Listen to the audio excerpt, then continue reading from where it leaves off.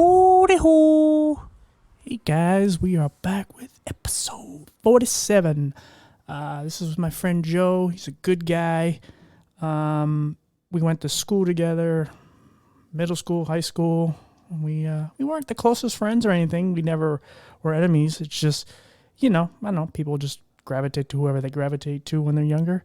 But yeah, he's a good guy. I'm very okay. Just punched my table accidentally. Anyway, but yeah, we're, it seems like we're becoming closer as we get older, and just, he's on the same field as I am as far as podcasting, and he's accomplished a lot and very proud of him. So, yeah, please support him. And, his description of his podcast will be in, the description. So yeah, we'll see you guys on the next one. Thanks guys for the support. All right, guys. So we're back with another one. So this guy I knew way back when, actually from my middle school days and high school days. We were never like close friends, but we were always cool, and we kind of, knew of each other. And over the years we kind of lost touch, and then, recently, we kind of been friends on Facebook, but never really, talked much until recently. And, a friend of ours, the woman I've always mentioned, Miss Robbins, she's a mutual friend, and she's always said I should interview him. So this is my friend Joe. I guess you can. Hey, what's up, man? What's going on, buddy? Good to see you. Good to hear from you. Yeah, we can talk more after all this. So like I said, I don't know a whole lot about your story. I know you have an eye condition. So what condition do you have? Yeah, so what I have, it's pretty rare. It happens in about 1 to close to 100,000 people. Everyone knows the term glaucoma, but I was born with a rare form of glaucoma called Rieger's anomaly, and it's basically it expands the eye, it expands the pupil. It can affect the optical nerve in so many ways. And it's a 50-50 chance in getting it through the genes. And it just so happened that, my dad has it, his mom, my grandmom had it, and then it came to me. And, right now my youngest son, has this rare form of glaucoma. It used to be called, or it probably still is called, Rieger syndrome, but they try to get away from the syndrome part, from what I was reading. But it's glaucoma in a nutshell. But it can affect other parts of the body, like it can affect the development of the belly button. It can affect a person's teeth. Now, thankfully, on my end, it didn't affect that. I got a normal belly button like everybody else. My son does. Our teeth were fine. No cavities. We're all good. But it does affect our vision. Now, me personally, I'm blind on my left eye, so I don't have any vision, and I've been like that my whole life.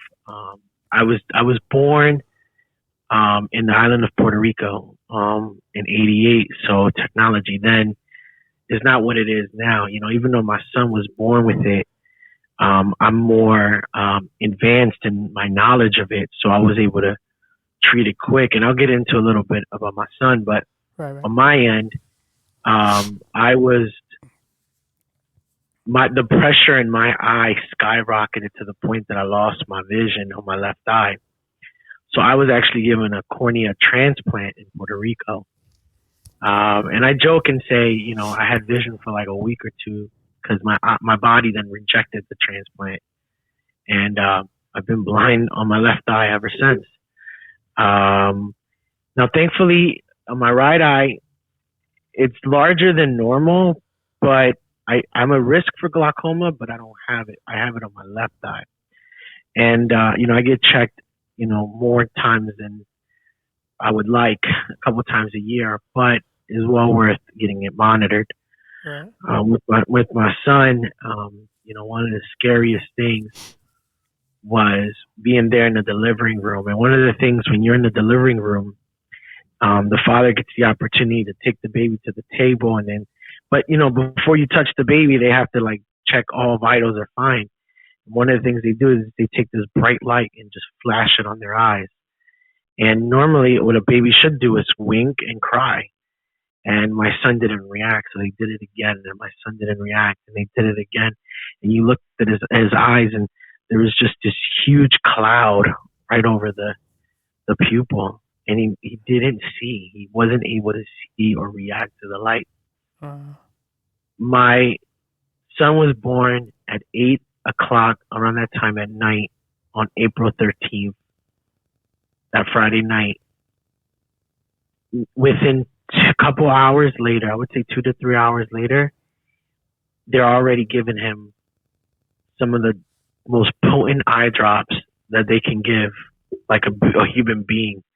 Like the same names, and I won't mention the names but of these eye drops, but the same ones that my dad takes with his glaucoma. I'm like, man, you're giving this kid's not even a day old, and you're giving him the same eye drops that you're giving like my dad, who's 64 or 65 years old. Like, that's crazy. That made me so emotional. Right. Are they steroids? The drops? I can't remember if they're steroids. I'm not sure, but I know that they're for glaucoma. I only ask because a lot of people who get glaucoma, a lot of times it's from eye drops, because a lot of these steroid drops raise your pressure so high. And it's causing, and like a lot of, with us, like, well, there's so many different eye conditions, but with mine and a bunch of others, like a lot of times the steroids are what help the, inflammatoriness and all the shit that goes on with our eyes. Right. The steroids are actually to help. Like mine, it helps with my blood vessels. And so I have to take a small steroid every day, just one drop. But I was on much higher ones, and I can't, with my scar tissue, it's hard to determine what my pressure is, so we just have to be careful every time. But glaucoma is one of the things that's caused from that, or from steroid drops. That's why I was asking. It's tough to measure that pressure too. I mean, I lost my son's he's about to be 3 next month, and I've already lost count the amount of times he's been on the table under anesthesia, so they can get a good pressure reading. Wow. Just to get a good pressure reading, not like actual procedures, but to get a good pressure reading, he has to go through this whole procedure of being put under anesthesia, and it's crazy. Well, what a lot of people don't know is like the regular way to checking your pressure is just like a little thing they put in your eye, and it kind of they kind of put it on your eyeball, and it just checks the pressure that way. That's the normal way of doing it. But you can go to lens crafters for that. You know what I mean? Right. But for people like us, and one of the things that and it's tough. I have to when you have a disability, and I always hated that word for myself. Like, no, I don't have it. Like, I've had this pride in me. Like, no, I'm normal. But one of the things when you live in Philly, I mean, I'm so grateful. There's a lot of stuff that's wrong with Philly in a lot of ways. I mean, I got a long list of things that I'm not a fan of in Philly. Right. But the one thing that I'm proud of my city is we got a really good healthcare system in the city. Yeah. And to know that I could wake up and in 10 minutes I end up at Wills Eye Hospital, like, that's pretty cool. And that's been like a blanket for my son. That's where I go, and that's been like helpful in a lot of ways. Like, it brings a little bit of comfort living here when it gets treated. I don't know if I trust the eye doctors and many other places. Yeah, no, they're known for that. I mean, they saved my life and the vision that I have. So I'm always grateful to Philly. And one other thing that I do love about Philly, and some people hate it or may hate it, it's a very tough city to live in. Physically, mentally, a lot of things. People are just very rough there. Right. And having a disability, like walking around, my sister's half Puerto Rican, so I grew up in a Spanish culture as well. Being around, a lot of my half cousins, they're all, Puerto Rican. So I grew up in a different culture. And so I was around all that. And, I walked through a lot of bad neighborhoods, and my name was White Boy. I didn't know anything else. Right. And so, and then of course you get the eye stuff and you get certain things. And I was just a naive little white kid walking around, but Right. it hardened me to a lot of things. And as I grew up in the city, it was like being able to accept my disability was a lot easier because I was so used to being picked on and people saying this and saying that. And it's like, oh, that's nothing now. Like I'm an adult, like, Right. and then going and now living outside the city, it's like people don't even really realize, like, it's something you can let it break you, but in general, like it can make you a stronger person. It does. I mean, I grew up in North Philly, and there have been times I remember growing up as a kid, like the amount of fights that I had to get into because somebody would say something about my eye, or something like that, and I would just get into it. I would get real defensive about it. It's funny. You and I went to middle school in West Philly, and it was like it was over OEC, right? I hope I say it right. Yeah, It was a OEC. school that was like Yeah. there were two tracks. It was like a track for the kids who were visually impaired, and then the track for like the quote unquote The sighted kids. mainstream normal, right? Yeah, the VI and the And non-VI. That's what they called it. yeah, VI and non VI. I started in the VI and then moved into the non VI. Yeah, me too. And what was interesting though is my left eye, when you look at it, it's white. It doesn't have a normal pupil. It's small. It doesn't move. I can't see not even the hint of light on it. And when you look at it, you go, I get it all the time. Like, what's wrong with your eye? What happened to your eye? And for a long time growing up, like I always had the prosthetic eye to cover it to make it look the same. And I remember one time, and this girl, if I was to mention her name, so I don't know if she'll listen or not, so I won't mention her name. There was this girl in middle school that I was like I was really feeling, and she was great. I mean, I was just talking to her, and here I am. I didn't think I had now that I look back, like I had no shot, but we were talking, and I remember she started laughing at me. I said, "Well, what did I say wrong? Like we were just talking," and what I didn't realize is that the prosthetic eye was sliding down. Uh-huh. And like I was looking so cockeyed, and like my left eye was like looking down, and my right eye was looking straight at her. Like it was, and the crazy thing is, she has a visual impairment too. And but I was really feeling her, but people started laughing at me, and the mainstream kids started laughing at me. And I told my mom, I said, I'll never wear this again. And I was in 8th grade, and I'm ready to go to high school, like the epicenter of like bullying. Right. And I said, no, I'm never going to wear this again. And if they don't like me, it is what it is. Like, we're just going to have to go at it. And that's just how I felt. And I never wore that prosthetic again, despite my family trying to tell me to wear it. And, I look better that way, and people will accept me more that way, and this, that, and the third. I'm like, nah, I'm not going to do it. And here we go. We both go into FLC in Philly. And, I am in the back. I always had in the back of my mind, I'm like, somebody's gonna say something, man. Like I'm gonna have to fight. Like this is gonna suck. And I'm not the greatest fighter of all time, but I'll go. And to my surprise, man, only one person ever came at my eye, and in all my 4 years of high school, and he and I ended up being really good friends when it was all said and done. Yeah. And I didn't have a whole lot of trouble there either, honestly. Were you shocked though? I mean, I know I was shocked. I was like, ain't nobody really bothered me. I was like, all right, cool, we friends, let's go. Like, it was great, Yeah. but my mentality going in was very defensive. Like, I thought it was about to go down, but it didn't, to my surprise. And I thank God that today, even though I'm blind through my left eye, like I drive normal. I don't know if you remember, but I played 3 years of varsity baseball at FLC. Yeah, I do vaguely remember that, yeah. Yeah, I mean, and I've been playing baseball my whole life until I graduated high school. I still go out paintballing. I still do all of these things. And I managed to find a wife, a really good wife. And I had kids. And, my first kid, thank God, nothing wrong. Everything is cool with him. Only problem about him is that he whines too much. But Hmm. my littlest one goes through a lot. He's going through eye drops now and treatments, but I've had a blessed life, man, and I have nothing to complain about. I mean, I wouldn't change what I have now. I'm all right. Yeah, yeah. I mean, we have to come to some realization at some point that you could be either one of us. I mean, I've worked and have friends that are completely blind, and they make it look easy. And I've interviewed and become friends with people who are in wheelchairs and amputees and so on and so on. And it's like, man, like, I mean, at the end of the day, you gotta survive. yeah, Even with a disability, you gotta survive, yeah, and you'll adapt to that some way, somehow. And for some people, is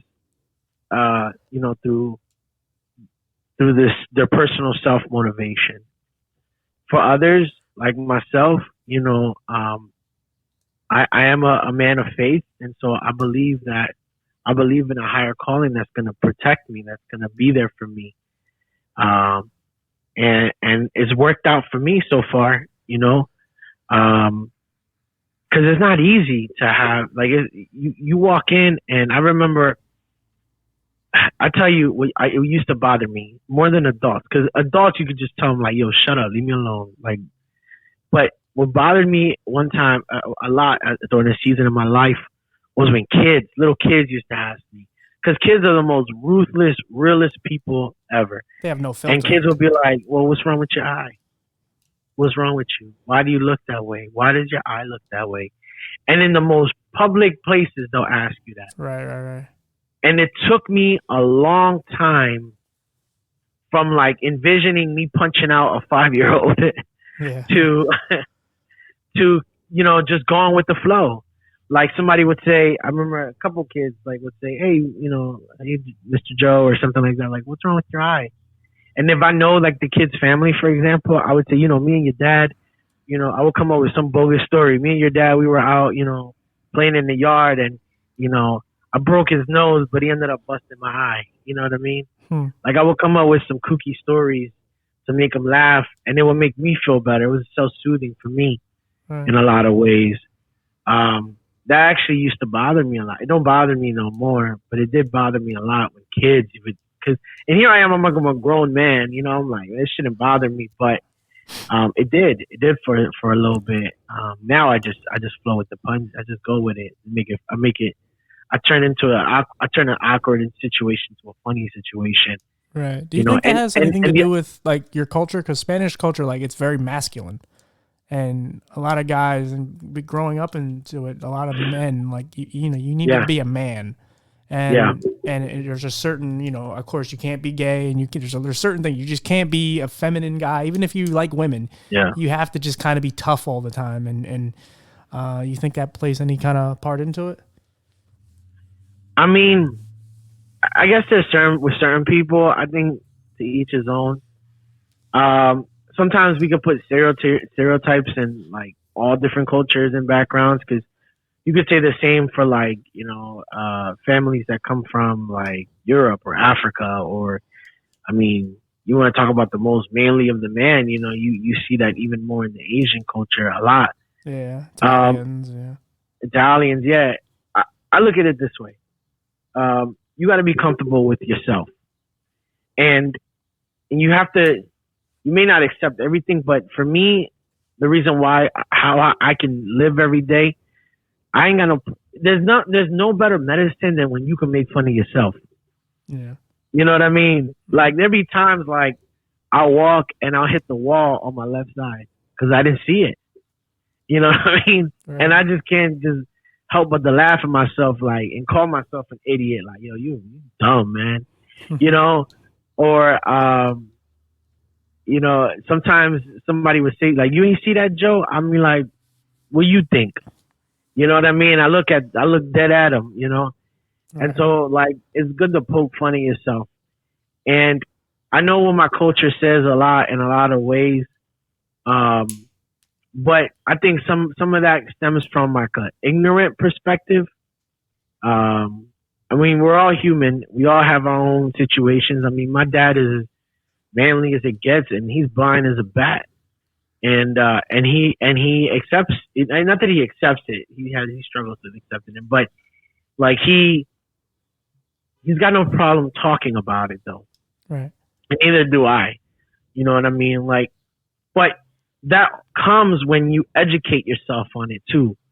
Like doing the research and what you have gives you more confidence. Yeah. Being able to laugh at yourself about it sometimes gives you more confidence.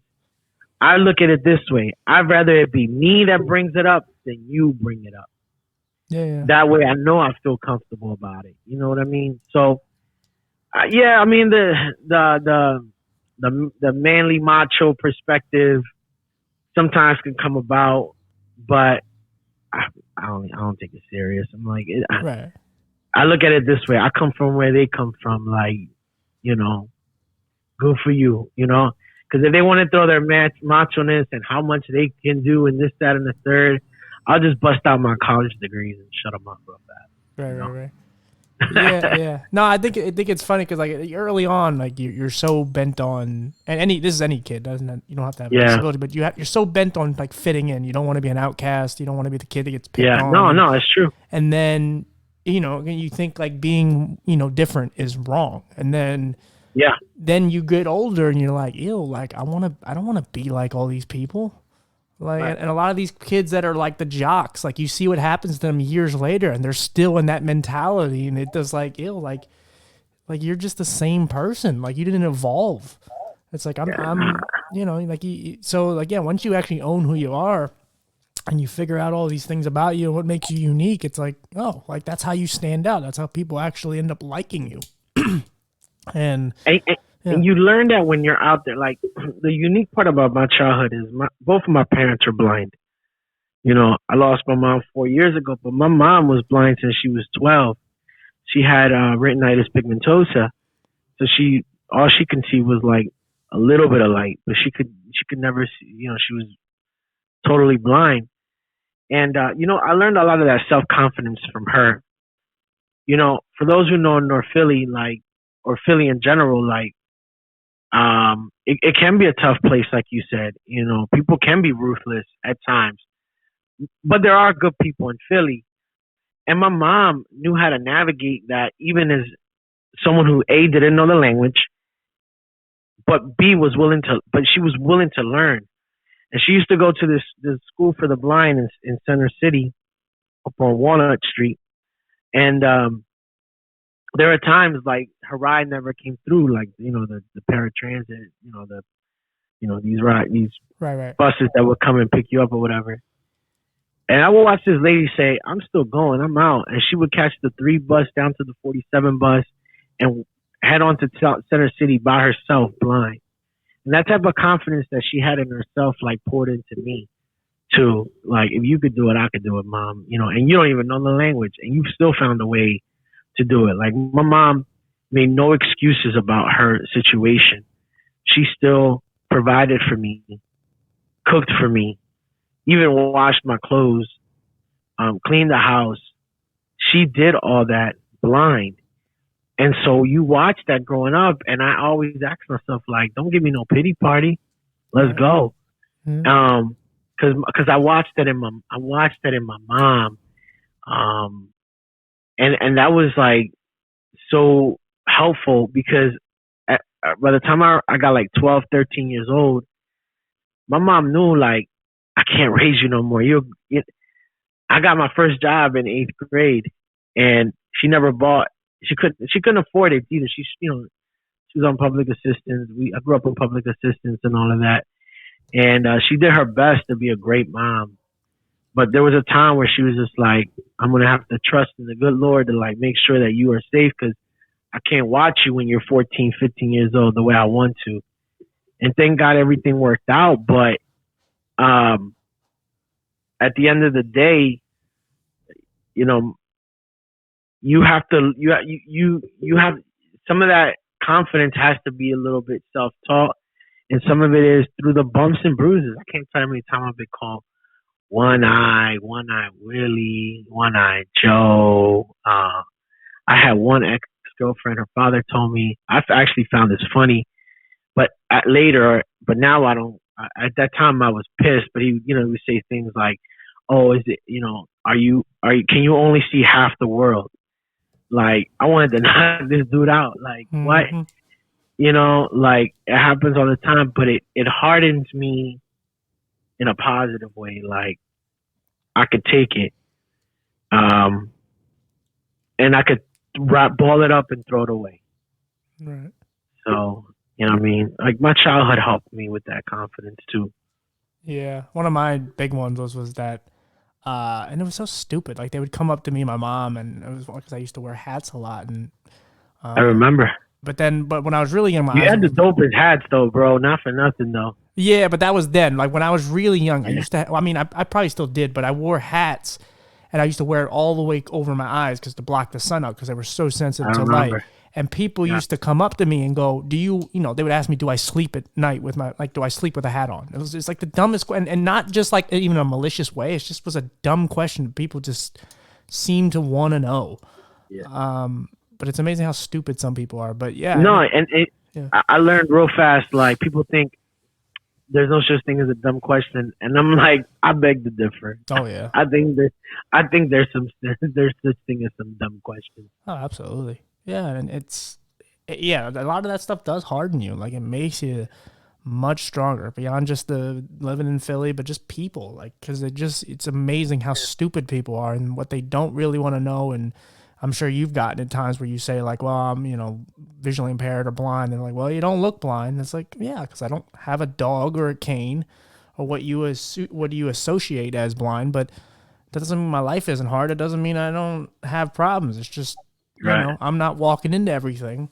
So Yeah. and again, of course, I'm legally blind, which people only associate they listen to the last word and go, "Oh, well, he's blind." And it's like, but you didn't Right. walk in anything. You're functioning. And it's like, yeah, I didn't say I was Yeah. blind. I said I was legally blind, which means I cannot drive, and so on and so on. And then you have to go down this whole story, and it's like I don't even know you, and I don't want to go down this road. So, Yeah.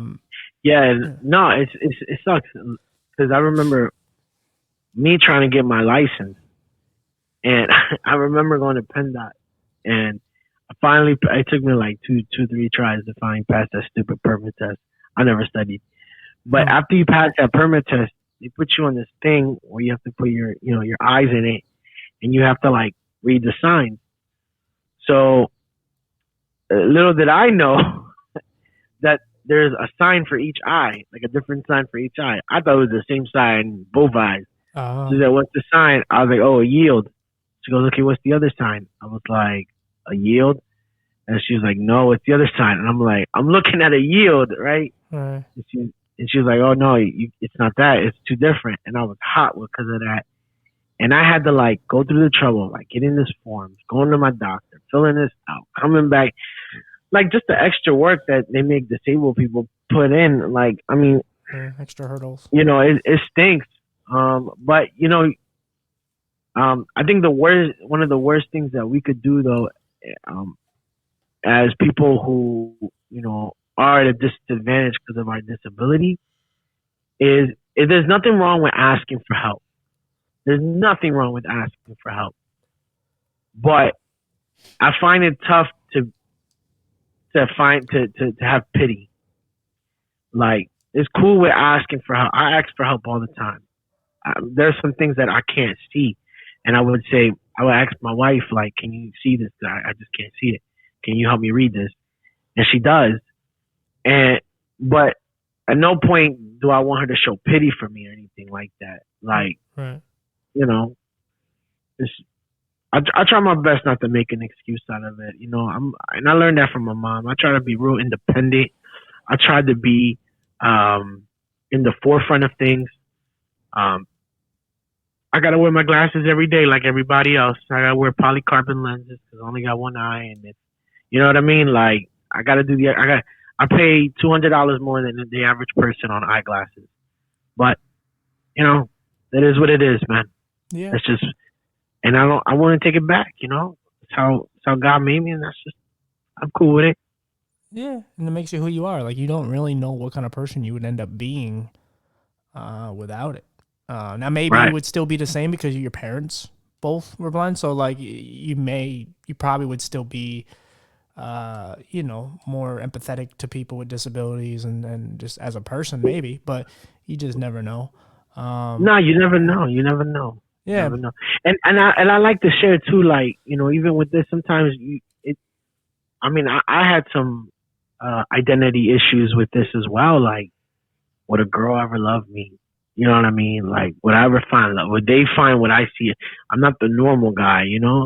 On top of me being 5'3", Hispanic, I got one eye. Would they ever feel this way about, would they ever love me in this, that, and the third? And, with patience, those things will come. And I was able to find, the right one.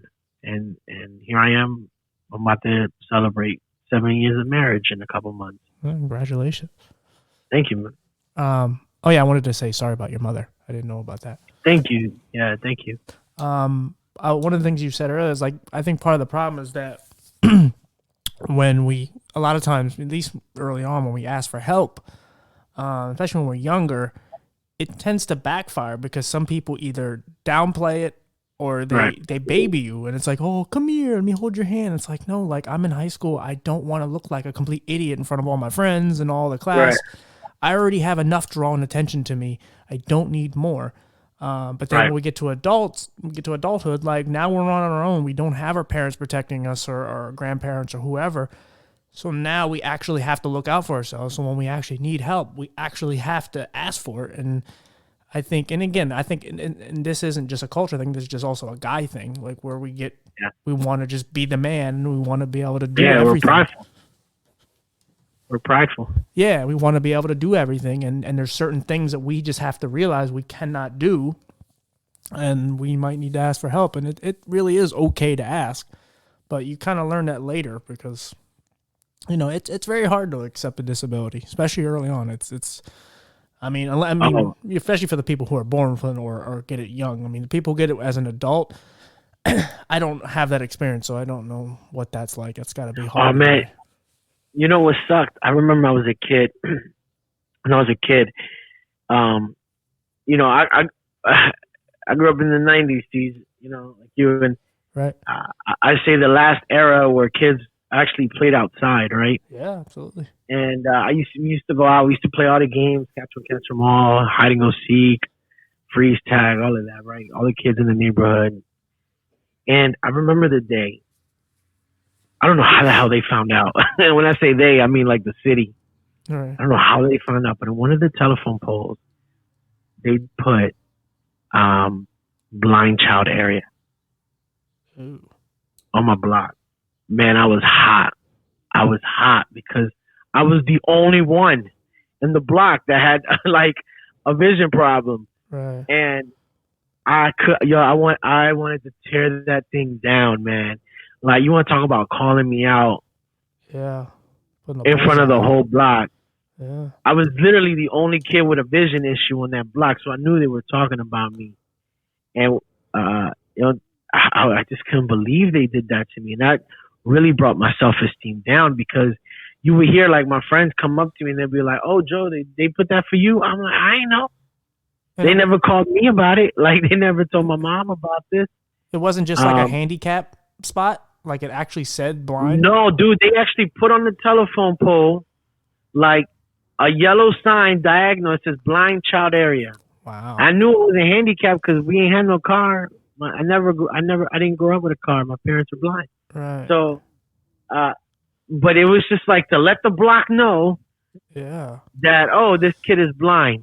I've seen I those was signs hot. for like people with special, like children who have special needs, but that, I was hot, man. Because I didn't see myself as a person with special needs.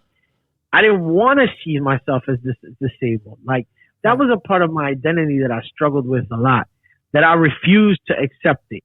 right. Because in my world, like my fingers work, my hands work, my feet work. I'm doing okay in school. My ears work, my head works. Like, so in my world, I'm like, I know I could do the same thing that you can. And so to broadcast it to the world, it just pissed me off, and it just made me go, no, I'm gonna do better.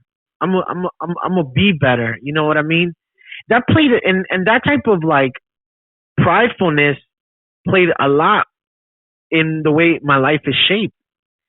You know, because I went to college and graduated from college to prove somebody wrong. I don't know who I was proving wrong, but I just wanted to say, hey, look what I could do. Right. And that sometimes backfired on me. But a part of why I did certain things in my life is because I was tired of being the kid, the woe is me, like, you know, the blind child area sign. Like, nah, I'm just as normal as y'all. And watch this. I'm going to be better than you. Right. I don't know who I was fighting, to be honest with you. Yeah. But that was just that inner, you know, they say that, TG used a sports guy for a while. Yeah. In the documentary, The Last Dance, with the Michael Jordan one, there was a scene where they would say Michael Jordan would come up with his own lies about what another person would say about him. Right, on the court, yeah. On the court, and then they would just motivate him. Honestly, that happened to me too. Like, oh, this person thinks this about me. That person thinks that about me. Watch this. Because I got one eye. Yeah. That happened a lot in my life. It happens sometimes now. Yeah, me too. Yeah, I still do it. It's something that fuels me, and it's things that are possible, but they aren't actually happening. There's times even at work, it's just like if I'm just pissed off at a ball, like, or if I want to get a job done faster, I'm like, I know I could work much faster if I just get pissed off. So I just start coming up with a fake argument in my mind with a boss or something, and I just go. And then, just go. Yeah, and it just kind of gets it out, and then it's almost therapeutic in a weird, strange, sadistic way. Yeah, you're right. But I remember being in FLC and like what you were saying earlier about how like you didn't get really much, you know, negativity or discrimination towards you. You know, I had my moments here and there, but in general, like I think what kept people off of me was my grades. And I remember being in junior year and I had like the second most credits in the entire school. And that was a joke at FLC, those credits. Oh, I know, but but I put in so much work, and it was like, and everyone, they were going through all the top people, and then I think it was my junior year, and they read my name, and they all turned around and was like, him? How the fuck? And then people all of a sudden were like, oh, can you help me with chemistry? Can you help me with this? And I'm like, no, you haven't talked to me the whole time I've been here. I've been here for 3 years. Like, you don't know me. And now you care, but it was so satisfying to know that now, oh, the visually impaired kid is kicking all our asses in credits. It's like, yeah, that's what you get. Take that. I snuck up on you. No, I feel you, because I finished in the top 10% at FLC when I was done. Yeah, so did I, yeah. I feel you. There's just self-motivation in that, and it's satisfying, too. It's satisfying, and, maybe that sounds a little evil, but there's some satisfaction in saying, yo, I proved you wrong, and I feel good about it. Yeah. And you got to prove yourself wrong, too. Like, no, it's true. The shit wears on you. So at some point, all the things that people say about you eventually kind of manifest in your mind, and you actually have to make sure that that's not really the case. Like, because it can be if you just let it happen. So if somebody says you're blind and you're worthless, you can be blind and worthless. I mean, you're already blind, so you could be worthless, but it's up to you to figure out what path you're gonna, in what direction you're going. And if you just sit around and do nothing, which I started to do in 9th grade, just like I carry over from OEC, I didn't want to do anything because a lot of teachers told me I wouldn't be anything, and I had a lot of abuse and bullying and so many things happen to me. And so when I first got to FLC, I really was just like, I'm going to do the same shit because no one believes in me, no one cares. And then at some point, I was tired of just being the loser kid that didn't have good grades, and everyone around me was kind of doing the same shit. And it was like, well, I got to get out of this rut. Like, I got to do something. So I actually had to ask for help from Miss Johnson and Miss Robbins. And, it went from there. But yeah, I could have, you pick and choose. Like, if you allow those people to say the shit about you, I said this about my sister one time. My sister got in an argument with her dad, and he basically called her a slut for going out and doing shit. And she went, and she really wasn't. I think he was just in a rage, and they had their moment or whatever. And then she started going out and doing that to prove him right. And it was like, what are you doing? Like, you're going to prove him right. He was wrong, and now he's right. Did, Yeah. quick question: do you have people in your family that have the same condition as you do? No, because mine was caused from medication. Oh, yours is soft. Okay, Yeah. so it is kind of helpful when like other people, like my cousin has the same thing I have. Right, My right. uncle, like I got an uncle. I just learned this the other day about him too. He died a long time ago, like about 6 years ago. But I just learned this about him. Like my uncle was like on his way to law school, blind. He's been blind since he was 5 years old, and he was on his way to law school. And I said, "Well, why he didn't finish law school?" He said, "Well, they didn't have the books in Braille." Wow. But he ended up still getting his master's degree in social work, and he ended up opening up like a food bank in like Daytona and There you go. or in Miami, somewhere around. I can't remember in Florida, but he ended up opening like a food bank for the community. He ended up going to culinary school on top of that. And when I heard that, like, I was like, oh, that's cool. Like, I went my whole life thinking I was like one of the first to graduate with a degree. Turns out, nah, my uncle did that already, and he did it blind. I at least got one eye to work with, and so that helped a little bit in knowing that I can go to some people. So yeah. Yeah, it's in your gene pool. It's not just being blind. It is in your gene pool. It's also being a fighter and inspirational. Like you can't just it's there. All you gotta do is look at some of your relatives and just go, look, like this is what they do. Yeah, I don't have that. Like I've had people in my family have conditions and stuff. The rapper Ab Soul. Nah. Is that the dude, the blind dude? Yeah. He has the same condition I do. Oh, the dude from Atlanta? I believe he's from. Wasn't Atlanta. he the one that he like everybody knew him from? Yeah, he was known for something else. Yeah, he's the battle rapping. I believe so. Yeah, he's half black and half white, I believe, and he's one of the I only remember rappers. The blind rapper bull. Yeah, he's not completely. He's legally blind. This one I'm talking about, but he actually had the same condition I did, Steven Johnson syndrome, and he's one of the only rappers that like actually can wear his glasses indoors and actually make sense because his eyes were very sensitive to light. Yeah. But yeah, no, I don't have anybody in my family that. I mean, like I said, it's a very rare condition, but. And that's tough though, man. That's tough. I mean, yeah, I've met some good people who have it over the years. I know the woman who runs the foundation who started kind of the whole thing, but yeah, like I said, I don't have that. My sister had like bad seizures and stuff like that, but overall, no, I don't. And so it's just kind of, I've had to find, and then with OEC and stuff, like it just, to me, I never really looked for people with the same condition. It was like, okay, there's people who have eye problems. It's kind of the same to me. And then now doing this, I've kind of just on a journey of kind of building or like kind of bridging the gap between all the disabilities because, as I've said, people always want to push us as the wheelchair logo guy. Yeah. And we all kind of run to our own groups and we forget about the rest of us. Like we forget, like the blind and the deaf don't ever want to interact with each other, or the, amputees or so on. And it's like, look, if we want to show them we're all different, we have to get together and actually fight for what we need and then venture out and then show them that we're different. right. And it's like, yeah. No, I was gonna say, what's crazy? You and I went to OEC, and that was, like I said, that was a school that had a track for kids who were visually impaired.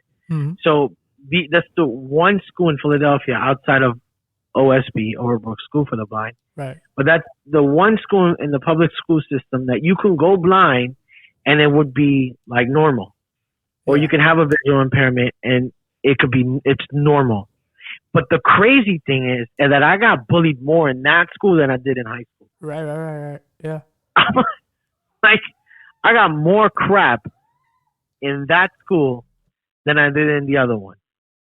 Yeah. And that was like, I never, like, I just, it bothered me. Like, are y'all kidding me? I used to hate starting the school year, man. I used to start the school year at OEC crying because I didn't want to go back. Because the thing was, our school was so small that you were stuck with the same kids year after year. Yeah. Yeah, you may get one or two new kids in, but for the most part, the bulk of the jerks were there.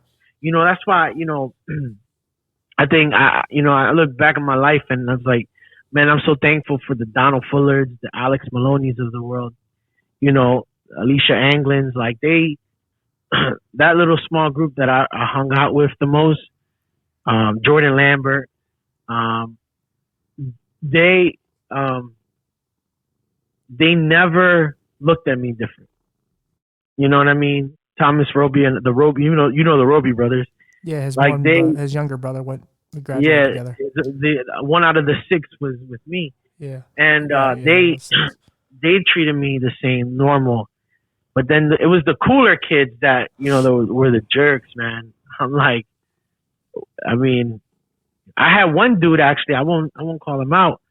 I had one dude from OEC. Here we are, right? I'm about to be 33 years old. Like not too long ago, like 2 years ago. He hit me up on message on the DMs, and he goes, "Hey, I just wanted to say I'm sorry for always bullying you." And I'm a grown man now, and I'm like, "Hey, I appreciate that, man. Thank That's you. cool. How you doing?" But literally, that happened. Oh yeah, that's cool. Yeah, I mean, and what a lot of people I think don't understand, like there was a lot of visually impaired and blind bullying, not just like the sighted kids.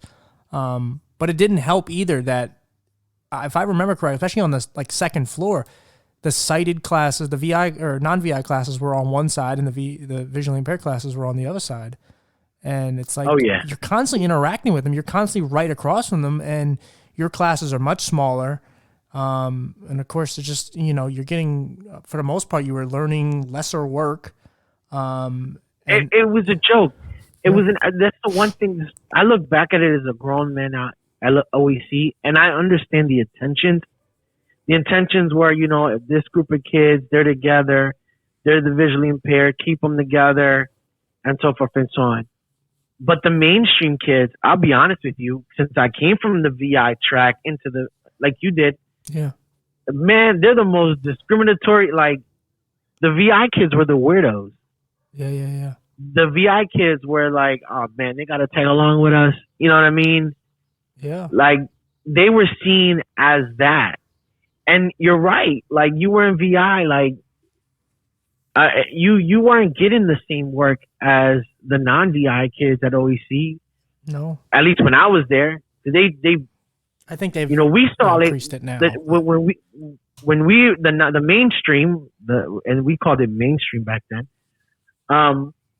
They used to say, oh, they barely got, like we would say this about, or they would say this about the VI kids, like they barely get any work. They barely see the work that we see. They get it easy. Yeah. This, that, and the third. And the way it came out was very douchebag-ish, but it was like kind of true because the school set it up that way. Like the school didn't help them. Like treat them right. Like they could do algebra. their visioning got nothing to do with with them getting some algebra early on in their years. Using that as an example. Right. Yeah, I mean that was another problem though too. At least for me, I went over in I think fifth grade. And I was learning, like when I went to fifth, I was so advanced for my fifth grade class because I was basically doing fourth and third grade work or whatever. And it was like, Miss Robbins was like, all right, choose my vision itinerary. She's like, well, we're going to get you out of here. We're going to put you in this class. And it only started out as two different classes, like math and something else. And then eventually I just went there full time, but I wasn't prepared for it. So I was really kind of behind. So mentally, like I just kind of sat in the corner and didn't do a whole lot because again, I was so used to the lesser work, and a lot of teachers tell me I wouldn't be anything and so on. So I just kind of fell into that little gap and, I just kind of hung on by, the skin of my teeth, I suppose. I didn't really succeed in it. Like high school is when I really kind of took off. But yeah, OEC it messed me up for a good while. And there were some good teachers in the non-VI classes. I just didn't take to them because I didn't know what to do, and I didn't have a whole lot of support. So I was kind of, and the only reason I got into FLC, I didn't have the grades for Miss Robbins. She had she had a good rapport. Same here. She had a good rapport. She had a good rapport too. She had a good rapport with Ms. Levine, and now I can say this, but back, Ms. Levine was like, "Who you want in here?" And she put my name on there, and she put your name on there, and like it was an easy gift. But I look back at it though now. I would have not. I wouldn't have wanted to go to OEC. I actually got accepted to Bodine. I should have gone to Bodine. Oh, okay, Bodine, yeah.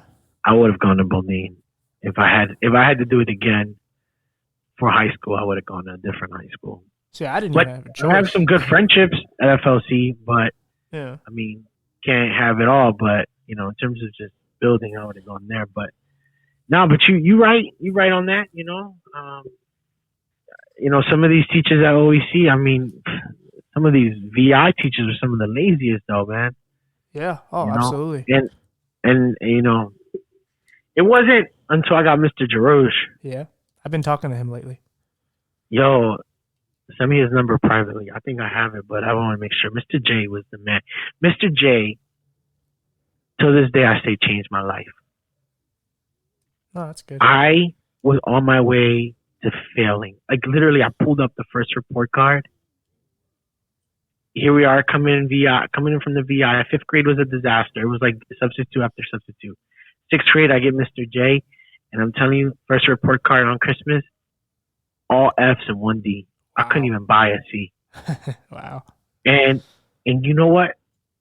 I'm so thankful for Mr. J. He woke me up, man. Honestly, I got on my A game. My dad did the best that he could to find me some tutoring. I started reading more. I got to a point, man, I raised them F's from like to B's and A's, man. I kept doing my best because Mr. J was hard on me, but believed in me. That was the first time I had real teacher accountability at OEC.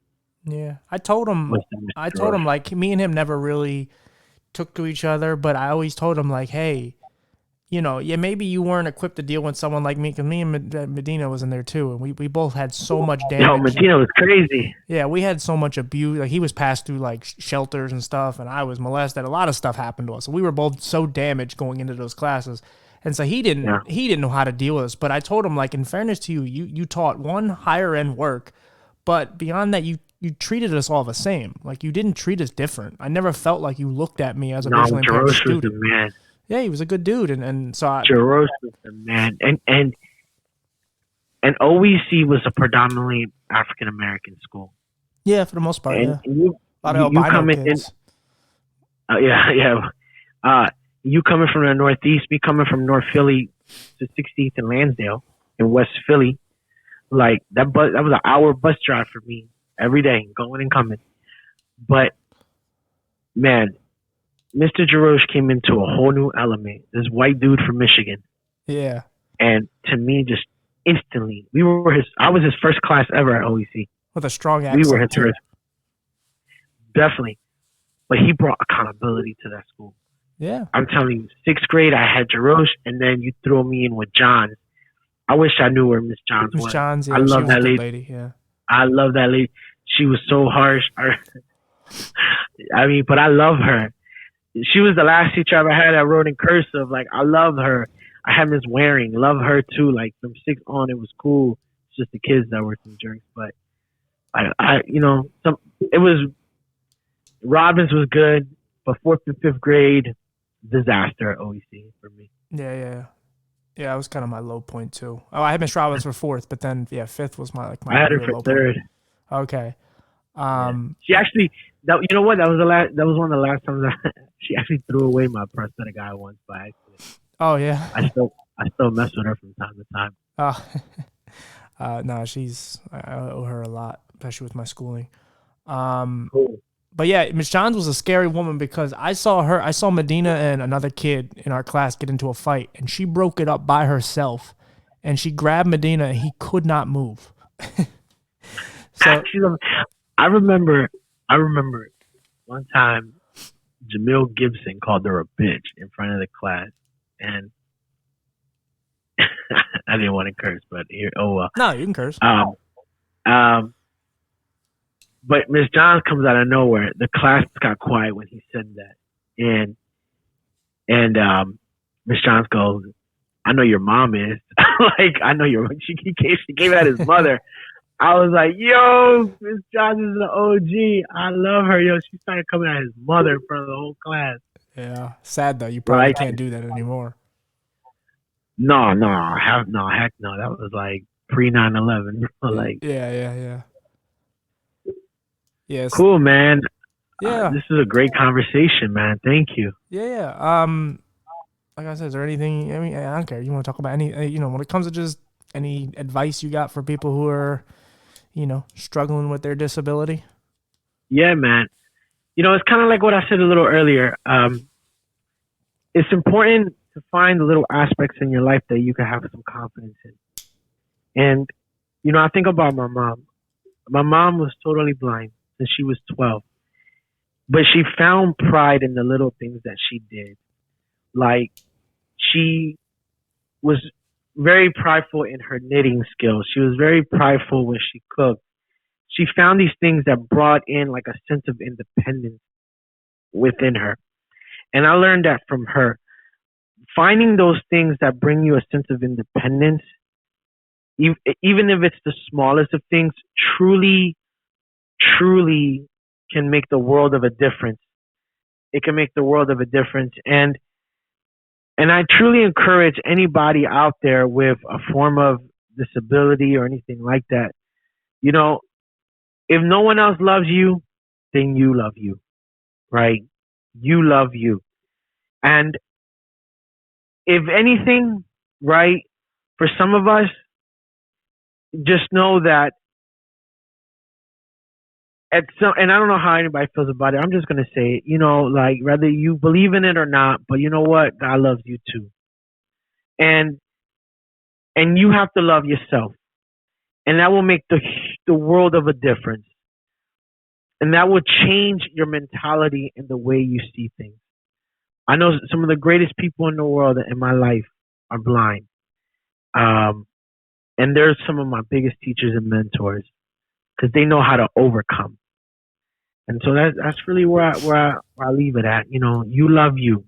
Yeah, yeah. Nobody else does. If nobody wants to give you no pity, if people give you pity, or if just people don't want to show up, you love you. Right. Yeah, that was great. Actually, I had one last question. Sure. Did you have any guilt, like, because some people have that guilt of passing things on to their children. Obviously it's not Oh your heck yeah. fault, but yeah, do you have that guilt of just Yes. feeling like you kind of Great ruined them? question. Great question. Um, I did. I did. Till this day, I blame myself sometimes, and I know it wasn't me. Right. Um, my dad felt that way when I was born, and I felt that way when my son Lucas was born. Um, like I said, that first night, you hear things about the medicine that this baby boy is taking, and then they were talking about, uh, you know, putting them in a helicopter, flying them out to Children's Hospital, and here my wife, she's in bed, and my wife had to get an emergency C-section, so she's out of it. She's high off of morphine, and my mother-in-law is trying to do her best to be with her, and then my father-in-law is right next to me, and I'm sobbing, man. I'm sobbing. I'm just crying like a baby. I'm crying and I'm crying and I'm crying, and people look at me like, oh, is it because of the baby? And yeah, that's half of it, but the other half, I couldn't help but think like it was me. Right. I did this. I did this to this. You know, say what you will, man. All babies are just beautiful blessings. And, I did this to this baby. And it hurt me, especially like, my son was 6 months old when he had two major glaucoma surgeries, within a week apart. I mean, we spent a Christmas with him with eye patches. And we had to go to the doctors every day, literally every day, Saturday and Sunday. We had to show up into the hospital as well. And I couldn't help but to blame myself. And my wife encourages me. I can't say that I'm fully healed from that, but my wife encourages me all the time, and it really helps me. And but then I look at my son. Here's the thing. Just a couple of months ago, my son's eye pressure went up to over 30, and the average eye pressure is about 12 to 20, give or take. Right. And it was like at 35. Oof. And my son never noticed it. You can tell that he was going through that, and it brought a little bit of joy in me because the innocence in him not even knowing what he has, he's just living his life, Yeah. you know, and that brought a little bit of healing, and yeah, I do blame. I'd be lying to you. Like I can give all the advice and say no, but you can't do that, and this, that, and the third. I'll be lying to you. Nah, you can't help but to think about it sometimes. Yeah. Yeah. But it's nice to see his life and the way he runs up and down. And you know, my son gets hurt. My littlest one gets hurt more than my oldest one, and he gets up and keeps it moving. He's got a smile on his face all the time, and it does bring joy to me. But you know, How's the I cry like a baby. right? How's the like? How do you worry about? This is my final question. I promise. Do you No, no, worry? you're good. Do you worry about like giving him too much attention because of your other son, making him because some kids grow up with like resentment because another kid got more attention, even though it's not his fault or either one of their faults. But yeah, You know what? do you worry about You that? know what's crazy? From my perspective, no, no. I treat my boys the same, in the sense that um, if the oldest one did something and the littlest one was there, you're both getting punished because you're an accomplice, right? Like typical parenting, right? You're both in trouble. If the littlest one did something, you're in trouble too. You're getting in the corner. I put my 2 year old, the one with glaucoma, more on the corner than I have with my 5 year old. Sometimes I feel like I treat my 2 year old a little more harsher than my 5 year old because my 2 year old is just, you know, he's crazy sometimes. I love him dearly. Right. But his mother, my wife, I've had to tell her a few times, stop doing that. Right. Right. So my 5 year old, the normal kid, quote unquote, he'll get in trouble and she'll yell at him and go to the corner and blah blah blah, this, that, and the third. No pity for him. And then my 2 year old, the one with glaucoma, okay, go to the corner, but then come back, give me a hug. You know, I love you. I'm so sorry. I didn't mean to like punish you. And I always got on her. Nope. In my household, one for all and all for one. Like I don't play no games like that. But there's an importance to this. When my 5 year old, when my my kid with glaucoma was born, the first thing we did was we put him in the arms. At the time, my oldest was 3, and we put him in his arms, and we let him hold him, and we let him touch him, and we let him feel him and sing to him. So from birth, we've been doing our best to create a bond between the two of them. To this day, now my oldest is at an age where he helps me put the little one to bed now Oh, that's good. because we've created that bond between the two of them. Right. Like Noah, I hope Noah never said, can't, to me, Noah can't say that he was treated any different than my 2 year old. I treat him all the same. He could say that with his mom, though. His mom has sometimes been guilty of that. She's coming around now because at the end of the day, that's her voice. But in the beginning, she struggled with that. She struggled with that big time. Right. Yeah, so I'm gonna ask you something after the recording, so don't hang up. But yeah, man, like I said, I'm very proud of you. You turned into a good dude. I mean, I kind of seen that anyway. You were a smart guy when I knew you, so. Oh, thank you, man. Yeah, I'm very happy for you. Like I said, you're a good spokesman for people with disabilities. It's always nice to have encouraging people who are just not sitting around and bullshitting and actually doing something with their life. Because it's very easy to just kind of sit there and let the darkness take over and kind of waste your life away. But you kind of and to the parents out there, like let your disabled kids, if they can, if they're able to, let them be kids. Understand that kids are kids, no matter if you got a disability or not. Like, let them be kids. You know, and nothing wrong. I say to my 2 year old, like my 2 year old with glaucoma, you know, it's okay if he ate a little dirt. He'll be all right. Yeah. You know, like he fell. Okay, get up. You good? You know, you be all right.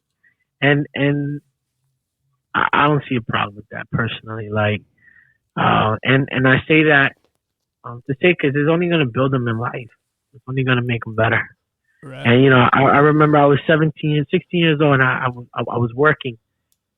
And here's the one thing with, I would say, urban parents. I don't know. I can't speak to suburban, but urban Puerto Rican or just urban parents in general, like, always look for an excuse to put their kids on SSI to make extra money. My Oh, okay. mom was Yeah. one of those people, and I begged my mom for a year and a half to take me off of SSI so I could work because I didn't want to report to nobody. You know what I mean? Like, took my mom a while to get it, but she got it. Yeah. Yeah. I mean, you need motivational tools and stuff like that. Um, but For yeah, sure. yeah. But it's like I said, you get older and you kind of own it, and now it's like, I don't. I kind of wear it as a badge of honor at this point. It's like I don't look at my eyes as a bad thing. I mean, I'm mad that they're not better and so on, but I don't let Yeah. people use it as a thing to define me at this point. Yeah, no, I'm scared crapless, man. I don't want to be blind. Like, I do everything I try to eat the right things. I try to do everything in my can to make sure that I don't trigger anything in this right eye. Yeah. I wear my glasses every day. I don't take a lot of risks on physical things. Like, I'm not gonna box anybody. I don't want to get hit in the eye. I don't like getting hit in the eye. You know, I get pit even sometimes if something falls in my eye, I get nervous and anxious about it. I Mm-hmm. ain't trying to go blind, you know, Yeah. but I also am trying to live the fullest life that I can, and and I hope that I'm 33 soon, and hope for the next 33 to 60 years until I'm in my grave that I get to be able to see the world that's in front of me, see my kids grow, and I'm gonna do everything in my power to not let that happen. I already know I can't see from my left eye, you know, but that's a part of my motivation too. Like, I want to be healthy. Sometimes with our disabilities, we get so depressed that we let other things in our body trigger things that won't even help our disability, right? Like diabetes or, Right. cholesterol or heart issues, Makes your life a lot harder. like, so you make it harder on yourself. Yeah. Yeah. Yeah. I mean, a lot of people don't understand what mental health can do to your body. And God, it causes loneliness is a scary place, man. there's so many smoke screens it sends up. Like if you feel like you have a problem, your mental health will make your body feel like you actually have that problem. Yeah, I yeah, used for to, sure. yeah, I used to, anytime I was ever with a girl, I thought I had every STD in the world and I never did. I was always clean, but my body itched, my body burned, everything happened. And it was all, I wouldn't say it was all just in my head, but like, when you have that dark cloud that hangs over you, like your body gets achy, you're worn down, you're always tired. Like it does so many things to you and it's bad for your heart. It's bad for so many things. And it's like, you're just, I mean, you're just droopy and it's not good for you.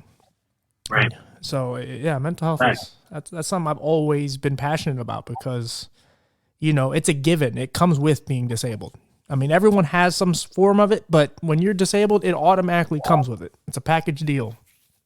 It's just amount of how much do you have. Some people are worse than others, but yeah, I've always talked about it. Of course, I have horrible thoughts and so on, but I thrive and I push through and we go on to the next day. But it's stuff that a lot of people don't like to talk about unless somebody does something stupid like shoot up a school or something. But it's always there, and I'm sure it'll always be there for you. It'll always be there for me, and it's just the more I succeed and the more I kind of do well in life, and I try to put more and more good energy into the world. It helps me to kind of fight it, but I still have my dark days. I'm sure you do too. yeah. No, I do, I do. I have my scary moments. Sometimes I get a sharp pain in my eye. Sometimes I feel like somebody punched me in the eye. That's how much the amount of pain of pressure that I have. And it can get depressing. And I think about my dad. Like, right now, I'm actually in a place where we're trying to work to get my dad to live with us because my dad lives by himself, and um, when he's totally blind, and so being blind, isolated, you don't go out. Mentally, that will break you down. That will just, it's a sad and a dangerous place to be in when it's just you and your thoughts. Sometimes it's okay to have that once in a while, but when that is all the time, which is my dad's situation, Yeah. it's a dangerous place to be in. Especially, I remember when my dad lost his vision in '82. He was still able to see, but he officially lost his vision like a couple years ago. But like officially became legally blind like in '82. By '86, he was ready to commit suicide. Yeah. You know, he don't talk about that. But and it wasn't until he met my mom that gave him a little bit of hope. Right. But he was ready to kill himself. It's a tough place. Yeah. Well, that's why it's good for you. Like you built your own family around you. So now you can, I mean, I guess it's up to you to be as open and honest, but I'm assuming at least with your wife you are. And, you have her to kind of get you out of the shitty moods. Yeah. And of course you have your kids to see and, of course they bring you joy. You talked earlier about like being with the cool kids and stuff like that. And same thing with like, a potential spouse or something like that. Like I got to a place where I was honest with her. Yeah. This is who I am. This is what I have. Are you okay with it? Yeah. And if the answer is no, then okay, let's not waste each other's time here. Yeah, you throw everything on the table. Yep. I threw it all on the table. And by me being the first one to throw everything on the table, it forced her to throw her baggage on the table too. Not that what we have is baggage, but just but some people would everything. Not just my disability, but all my other flaws got thrown on the table.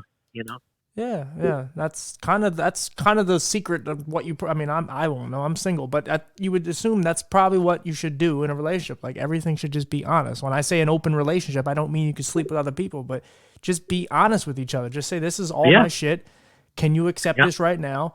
If you can, I think we're gonna be very happy together. If you don't like one or two things, we probably are meant to be together. And so, like you have that. That's, again, like you have, I'm sure you still want your space and you have your times where you still get down, but you know, I do. But I'm sure you probably have some guilt sometimes too, because you look at it and it's like you do have a wife, you do have kids, and it's like, what the fuck am I complaining about? What am I sad about? And even if you have real reasons to be sad, it's like, man, there's people that are struggling and homeless and people that are blind and people have it way worse off than you. And again, I don't have those two things, the kids and the wife, but it's like I try to look at everything I do have, even just being motivated to want to help people. Like I know where it's like to being suicide and want to kill myself, and it's like now I want to help people, so it's like I'm in a better place. So why not use it? That is a great healer. Yeah, that is a great healer. The best type of healing is when you get to serve others. Yeah, even within the midst of your situation. When you get to serve others, that is a great healer for yourself. Right. Yeah. I mean, that's facts, man. If you can help someone, despite your situation, you go home with a smile on your face because you knew you changed that person's day. Yeah. May not have changed their life, okay, but you at least changed their day, and you can go home with a smile on your face. Yeah. That's a good healer when you help people. Absolutely. Yeah, buddy, I thank you for doing this. This was fun.